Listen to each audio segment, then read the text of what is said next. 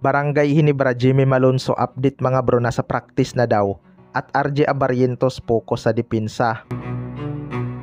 So maraming ang naging haters itong si RJ Abarrientos matapos niyang makuha ang Rookie of the Year mga bro, dahil mas deserve daw ni Cedric Berfeld ang award na yon. Pero pinapatunayan naman ni RJ Abarrientos na hindi nagkamali ang bumoto sa kanya at deserve niya din ang award na yon. Sa ngayon nga ay ini-improve na ni RJ Abarrientos ang kanyang depensa.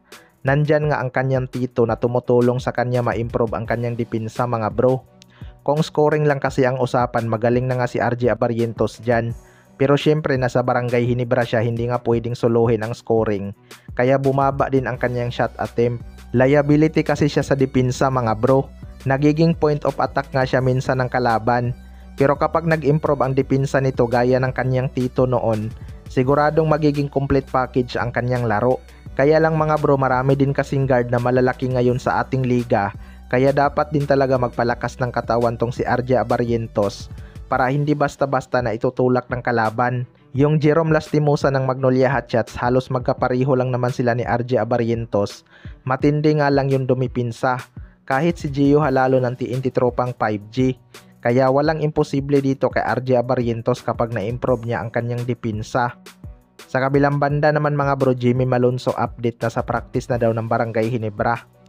Ilang araw na din ang nakakalipas simula noong ma-terminate ang kontrata ni Jimmy Malonzo sa Japan B-League mga bro.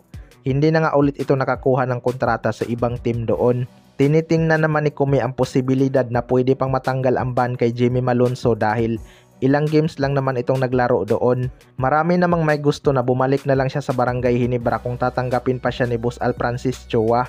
Nagpaalam naman daw kasi itong si Jimmy Malonzo na lilipat siyang Japan B-League. Kaya pwede pa siguro nilang mapag-usapan yan. Pero ayon nga sa source mga bro ay nasa Hinebra practice na daw itong si Jimmy Malonzo. Well, para sa akin mga bro, malaking bagay talaga yan both side kapag totoo. Malaking butas kasi talaga ang iniwan itong si Jimmy Malonzo. Alam naman natin ang kalidad ng player na to kaya nakakapagbigay ito ng impact sa depensa ng kalaban. May mga handa namang mag-step up sa kanyang iniwang butas, pero hindi talaga nila kayang pantayan ang isang Jimmy Malonzo mga bro. Iba-iba kasi sila ng impact sa team.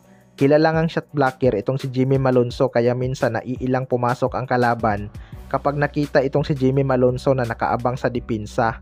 'Di ba? Kaya abangan na lang natin kung makakabalik pa ba agad si Jimmy Malonzo sa Barangay Hinebra kapag hindi na trade ang kanyang rights, dahil may mga usap-usapan din kasi na posible itong i-trade. Kayo mga bro, ano masasabi nyo tungkol dito?